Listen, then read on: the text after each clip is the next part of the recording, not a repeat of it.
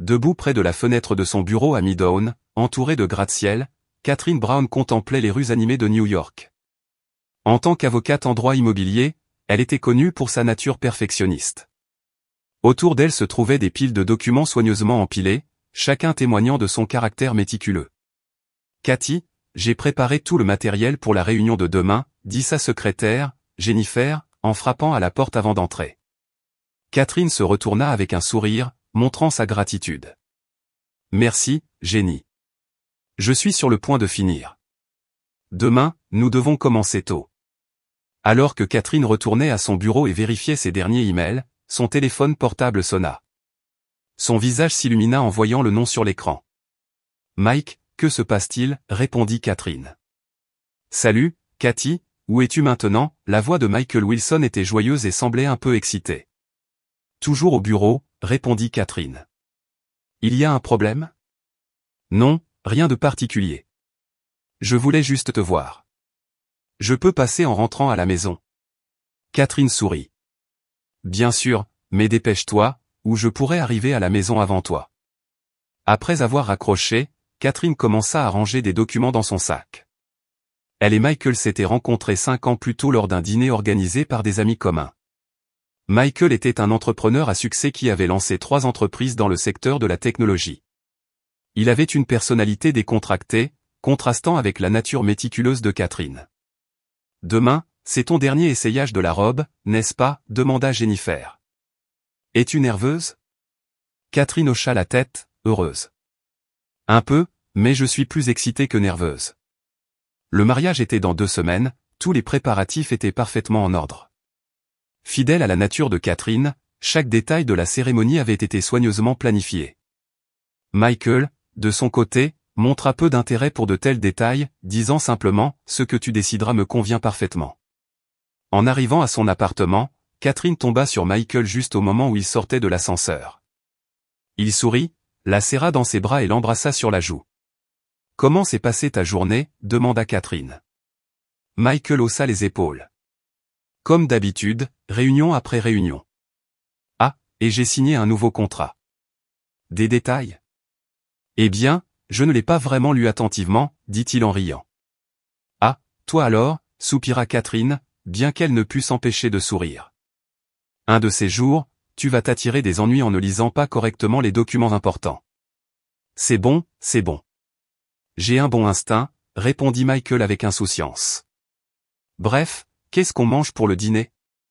Alors qu'il commençait à cuisiner, le téléphone de Catherine sonna.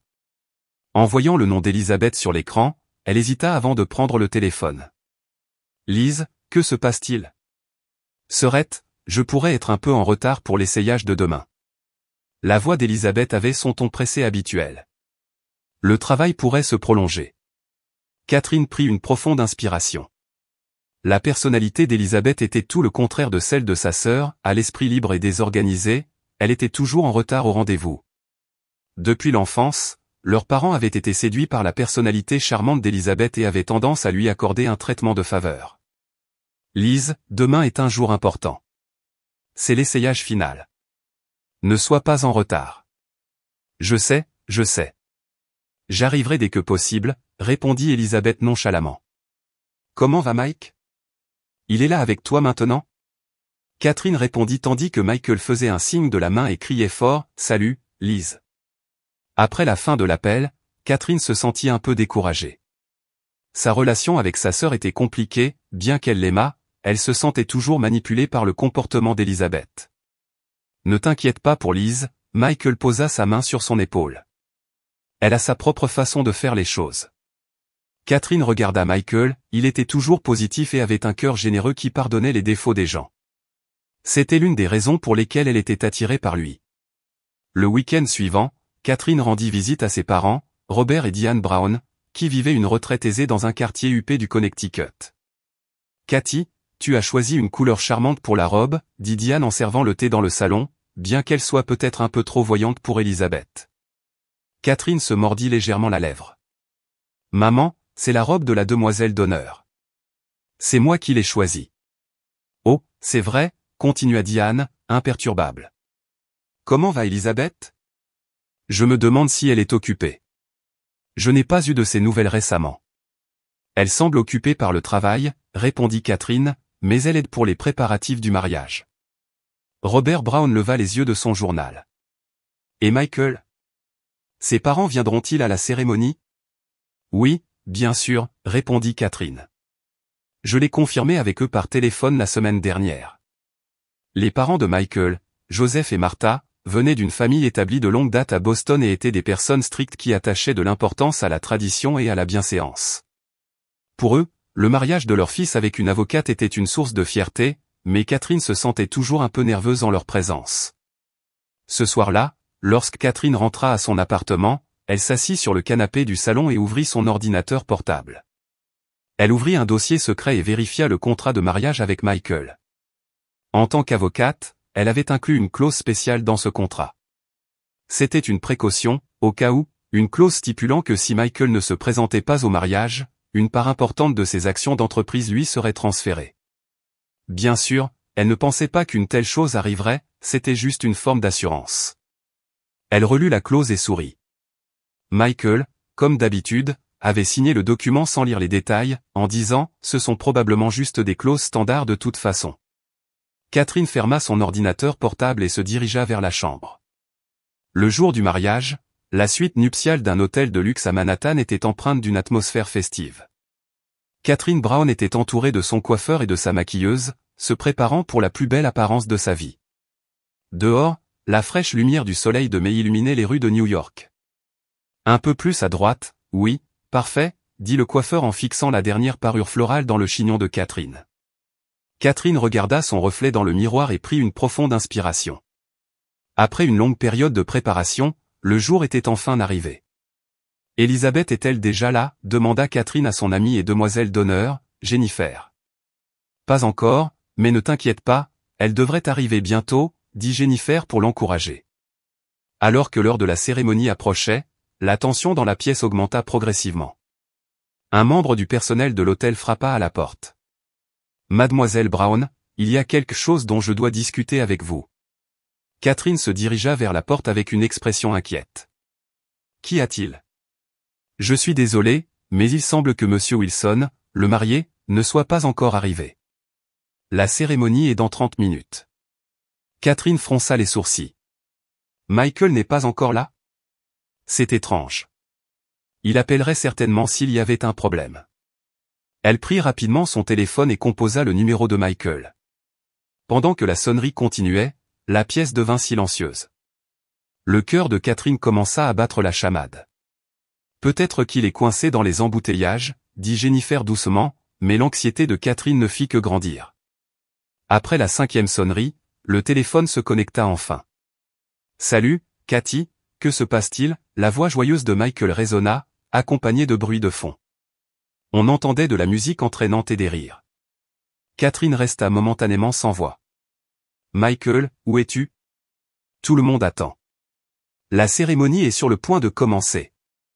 Après un bref silence, Michael répondit d'un ton léger, « Oh, à ce sujet, en fait, je suis à Hawaï en ce moment. » Catherine n'en croyait pas ses oreilles. « Qu'est-ce que tu racontes? C'est une sorte de blague. » Ce n'est pas une blague, Cathy. La voix de Michael devint froide. Je suis ici avec ta sœur, Liz. Il y eut une pause, puis Michael continua, ta mère et ton père sont là aussi. Nous profitons tous d'une petite fête. Catherine faillit s'effondrer sur une chaise proche. Qu'est-ce que tu dis? Comprends-tu ce que cela signifie? Il y a tant de gens qui attendent.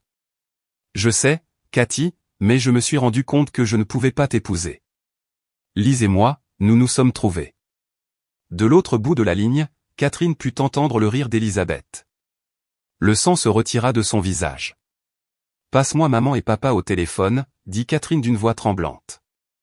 Bien sûr, répondit Michael, et elle put l'entendre passer le téléphone. Cathy, c'était la voix de Diane Brown.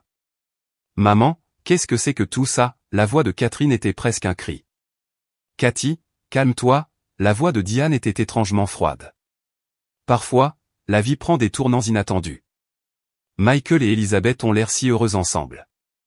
Tu peux sûrement le comprendre. Elisabeth convient mieux à Michael. Catherine resta sans voix, même ses parents l'avaient trahi. Papa, demanda-t-elle d'une voix rauque. Il est là. Il ne peut pas venir au téléphone maintenant. Il passe un bon moment. En fond sonore, le rire de Robert Brown se mêlait à d'autres voix. Catherine ferma les yeux et prit une profonde inspiration. Le téléphone revint à Michael. Cathy, écoute, la voix de Michael s'adoucit à nouveau. Oublions le mariage. Faisons semblant que ça n'a jamais eu lieu. Nous célébrons un nouveau départ ici. Après un bref silence, Catherine entendit la voix d'Elisabeth. Je suis désolé, ma sœur, mais nous nous aimons vraiment. Tu comprendras un jour. Catherine raccrocha. La pièce était silencieuse, et le personnel et les amis autour d'elle étaient stupéfaits, sans voix. Pourriez-vous tous partir, s'il vous plaît, dit Catherine à voix basse.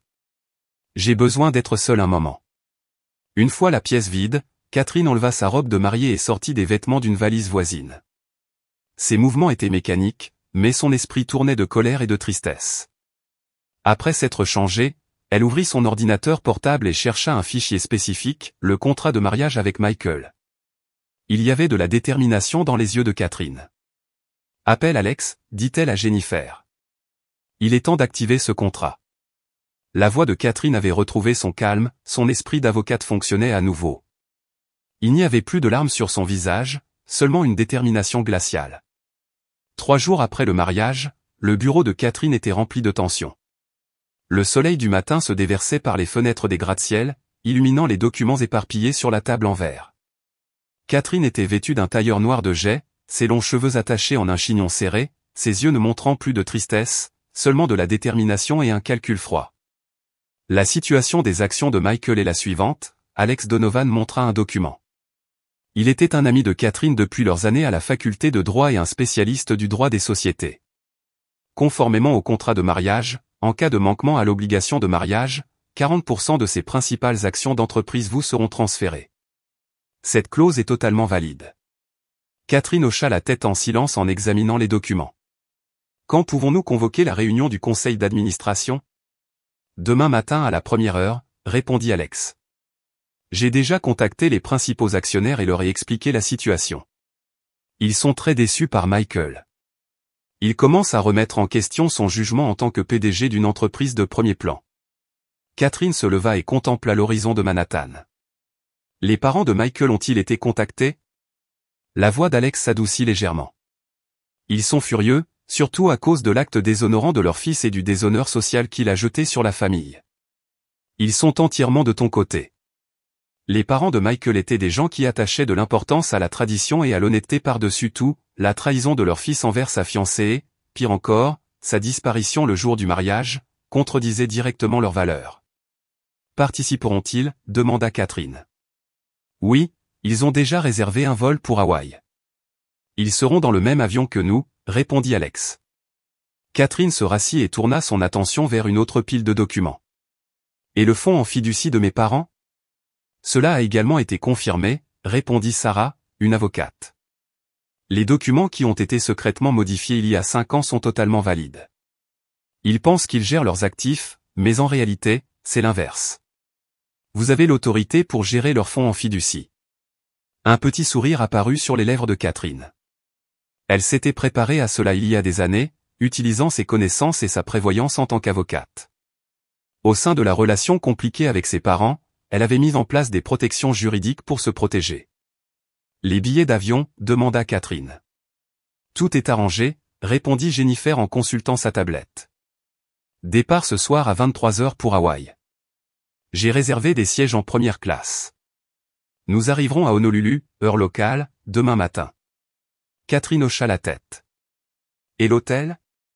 Le même complexe où séjournent Michael et les autres, confirma Jennifer. J'ai réservé une villa séparée. Ils ne nous remarqueront pas, Catherine vérifia les documents une dernière fois et prit un stylo pour signer. C'est tout ? Oui, répondit Alex. Maintenant, nous n'avons plus qu'à procéder selon le plan. Après la réunion, Catherine resta seule dans son bureau, debout près de la fenêtre, contemplant le lointain. Elle réfléchit à sa relation de 5 ans avec Michael, tous les sourires, les promesses, les rêves partagés et la trahison finale. Son téléphone portable sonna, et le nom de Joseph apparut à l'écran. Catherine répondit. Catherine, la voix du père de Michael était solennelle, « Je veux m'excuser profondément pour les actions de mon fils. Nous te considérions comme une fille. Le comportement de Michael trahit les valeurs de notre famille. » « Merci, Joseph, » répondit Catherine à voix basse. « Vous n'avez aucune responsabilité. » « Non, nous partageons une part de responsabilité. Nous aurions dû mieux élever notre fils. » La voix de Joseph était pleine de remords. « Martha et moi sommes de ton côté, quoi qu'il arrive. » « Ces mots signifient beaucoup pour moi, » répondit Catherine honnêtement. « Je vais à Hawaï ce soir. Retrouvons-nous demain matin à notre arrivée. » Après avoir raccroché, Catherine retourna à son bureau et vérifia ses derniers emails. Pendant ce temps, son plan avançait régulièrement. Dans l'entreprise que Michael gérait, une réunion d'urgence du conseil d'administration avait été convoquée, et une résolution pour suspendre temporairement l'autorité du PDG était en préparation. Catherine quitta le bureau et retourna à son appartement pour faire ses valises. En regardant la boîte contenant sa robe de mariée, elle sentit momentanément une oppression dans sa poitrine, mais ce sentiment disparut rapidement. Ce soir-là, à l'aéroport international John F. Kennedy, l'équipe juridique de Catherine et les parents de Michael s'étaient réunis. Martha Wilson vit Catherine et la serra dans ses bras sans un mot. « Je ne pardonnerai jamais à ce garçon, » dit Martha à voix basse. « Tu es notre famille, Catherine, même sans lien de sang. » Dans l'avion, Catherine s'assit près du hublot, regardant le ciel nocturne. Alex s'assit à côté d'elle, discutant de leur stratégie finale. « Quand nous arriverons, nous confirmerons d'abord leur emplacement, » dit Alex. « Ensuite, nous les confronterons au moment le plus efficace. » Catherine hocha la tête. « Je veux les surprendre au moment où ils s'y attendent le moins.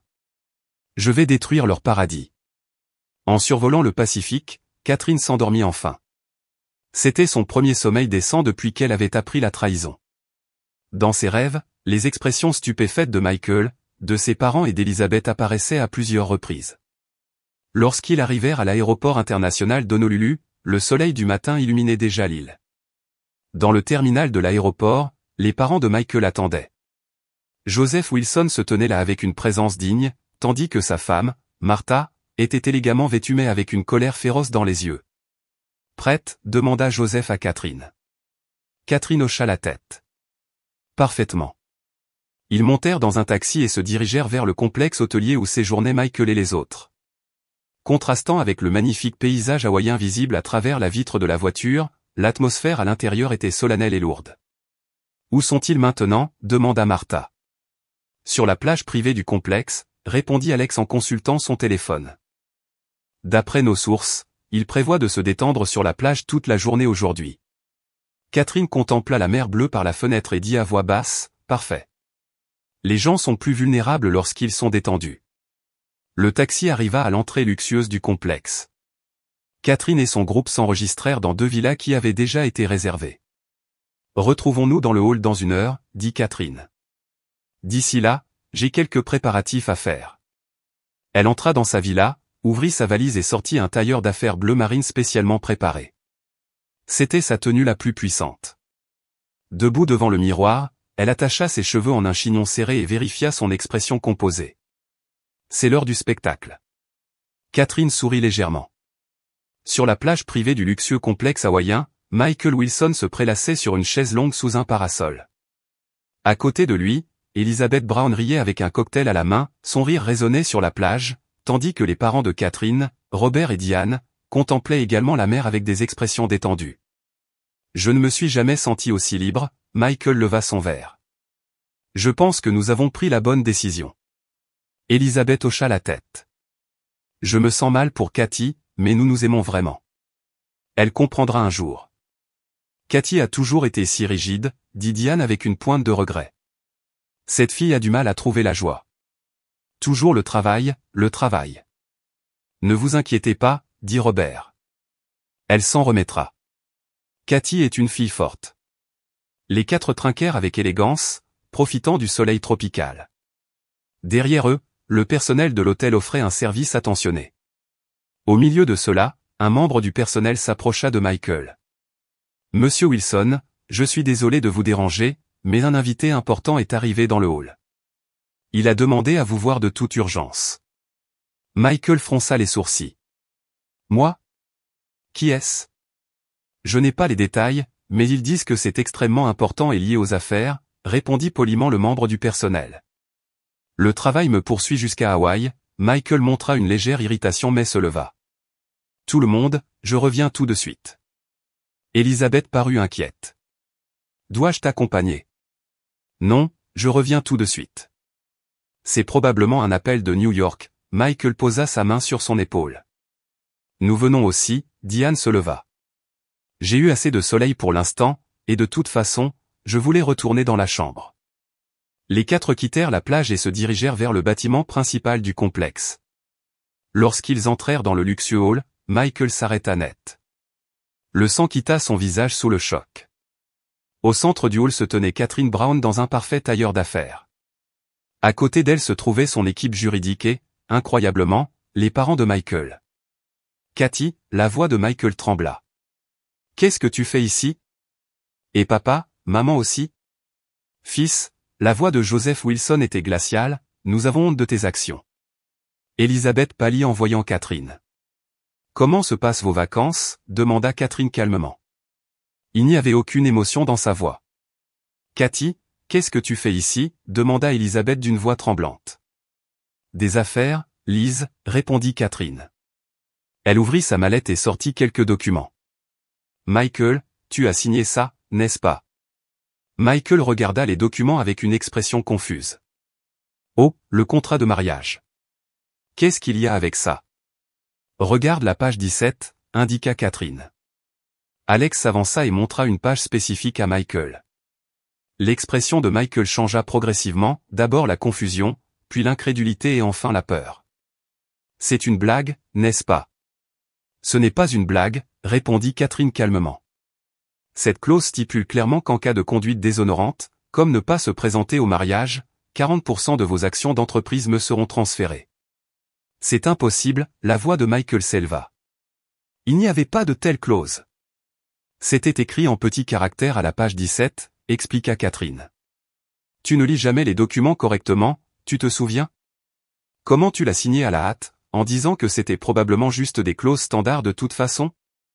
Le visage de Michael devint blême. Est-ce que c'est légalement valide? Complètement valide, répondit Alex. Nous avons déjà obtenu l'approbation du tribunal. Monsieur Wilson a également eu la possibilité de demander un avis juridique au moment de la signature, mais il a refusé, disant que ce n'était pas nécessaire. Elisabeth s'avança et supplia Catherine, « Ma sœur, ça va trop loin. Oui, nous avons fait une erreur, mais prendre l'entreprise de Michael, vraiment? » Catherine regarda froidement Elisabeth. « Vous m'avez tous enlevé ma vie le jour de mon mariage. » Catherine se tourna ensuite vers ses parents. « Et maman et papa, vous pensiez gérer mon fonds en fiducie, n'est-ce pas? » Robert fronça les sourcils. « Bien sûr que, nous sommes les fiduciaires. »« Faux, » dit Catherine à voix basse. « Il y a 5 ans, je me suis légalement transféré les droits de gestion, avec vos signatures. »« Quoi? » Diane éleva la voix. « C'est impossible. »« Vous ne lisez pas les documents attentivement non plus, » se moqua Catherine. « Vous vous souvenez de ces documents que j'ai apportés quand j'ai obtenu mon diplôme de droit économique? C'étaient en fait des documents transférant les droits de gestion du fonds en fiducie. » Le hall tomba dans le silence. Les expressions de Michael, Elisabeth et des parents de Catherine avaient viré au désespoir. « À quoi tout cela servira-t-il? » demanda Michael. « Est-ce une vengeance? »« Justice, » répondit Catherine. « Tu m'as trahi. Vous m'avez tous trahi. Mais je ne suis pas le genre de femme qui se contente de pleurer et de laisser passer. » Martha Wilson s'approcha de Michael. « Ton père et moi ne pouvons plus t'appeler notre fils. Catherine est la fille dont nous sommes fiers. » Michael regarda sa mère, choqué. « Maman? » Je n'ai plus rien à dire. Martha lui tourna le dos. Catherine tendit à Michael un dernier document.